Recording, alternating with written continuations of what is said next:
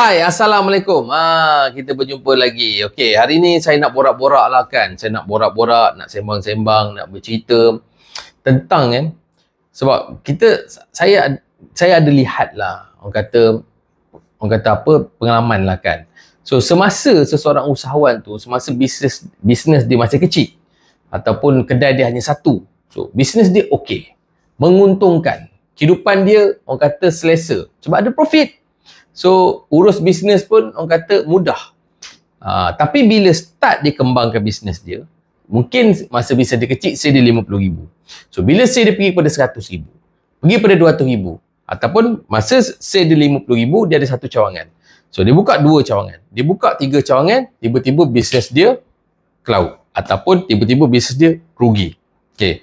Apa yang saya lihat adalah, kenapa boleh jadi macam tu lah? Kan, ni apa yang saya lihat je lah kan. Saya tak tahulah adakah tepat saya punya pandangan. Tapi bagi saya lah, kenapa bisnes ni apabila masa satu cawangan dia okey, tapi bila pergi ke 2 cawangan, pergi ke 3 cawangan, dia start bermasalah, adalah kerana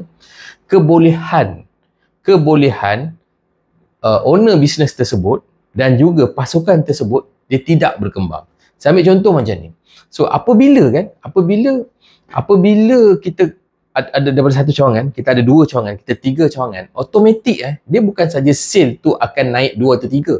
Silap gaya, sale tak naik pun. Tetapi komitmen confirm bertambah. Masalah akan bertambah, ujian cabaran akan bertambah. So kalau dulu dia nak uruskan contohnya 5 orang staff dalam satu cawangan, bila 2 cawangan dia akan uruskan 10 orang staff. 3 cawangan dia akan uruskan 15 orang staff. So, kos dah meningkat double ataupun triple. Satu. Keduanya, manpower yang perlu diuruskan dah jadi double atau triple. So, sakit kepala nak menguruskan orang pun sama. Kan? Jadi, pasukan tadi ataupun owner bisnes tadi, dia tidak berkembang. Dia tidak berkembang, dia punya kebolehan dia. So, kita kena ingat, apabila dah jadi 2 cawangan, 3 cawangan, so cabaran juga akan bertambah. 2 kali ganda, 3 kali ganda. Tetapi, keupayaan bisnes owner tadi, dia tidak berkembang. Keupayaan tim pasukan yang baru dan lama tadi, dia tidak berkembang. Pengurusan stoknya mungkin masih sama. Pengurusan cash flow-nya masih lagi sama. Marketing strateginya mungkin masih sama. Bila kos meningkat, orang kata apa, kawalan perbelanjaan masih lagi sama. Ataupun tak ada orang kata kawalan perbelanjaan yang lebih baik daripada sebelum ini. Patutnya sistem kena lebih kemas dan lebih teratur. SOP kena makin ketat tapi masih lagi sama. Lepas tu pula, orang kata apa, hilangnya fokus owner bisnes tersebut. Sebab apa? Dah daripada 2 cawangan, 3 cawangan dah mula hilang fokus. Dia sendiri pun dia tak tahu sebenarnya apa peranan sebagai owner bisnes. Dia masih lagi semua benda nak buat. Nak banding yang sepatutnya sekarang ni dia kena bina pasukan yang lebih utuh. Dia bina pasukan tetapi dia tak tahu skill set apa yang harus ada pada anak buah dia. Dia main buat masuk je.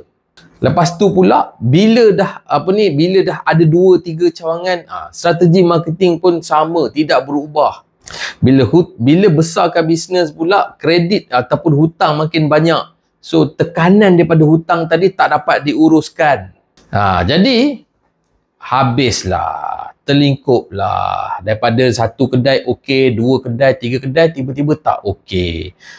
Jadi apa yang saya nampak adalah, macam saya kata tadi sebenarnya adalah, kita boleh kembangkan, kita boleh tambah cawangan bisnes, tak ada masalah. Tapi pastikan kita ni, pendiri bisnes ni, owner bisnes ni dan juga tim, tuan-tuan juga mesti berkembang seiring dengan perkembangan tadi. Kalau tidak, macam mana kita nak menghadapi tekanan, masalah-masalah yang makin berganda hasil daripada syarikat yang tadi yang membesar, yang makin berkembang. So contohnya leader HR kita kena semakin cekap. Apakah program-program pembangunan yang harus dilakukan? Dia kena pasti apakah skill-skill yang kena ada kepada semua tim-tim dia, apa training nak dibagi. Orang finance kena lebih cekap dalam orang kata apa, menganalisa, mengurus kewangan, perbelanjaan, tahu peluang-peluang yang ada, apa offer-offer yang ada dalam pasaran, bagaimana nak menjimatkan, macam mana nak keluarkan duit supaya lebih memberi pulangan yang lebih baik, macam mana nak urus kewangan tu menjadi lebih terkawal. Kan orang marketing pula kena develop supaya dia lebih tahu dengan strategi-strategi terkini dalam branding, marketing, sales. Kan orang operasi dia kena tahu, okay, next aku nak kena buat apa mesin yang kena masuk, ataupun apa peralatan yang boleh membantu operasi lebih baik untuk melajukan proses dan sebagainya.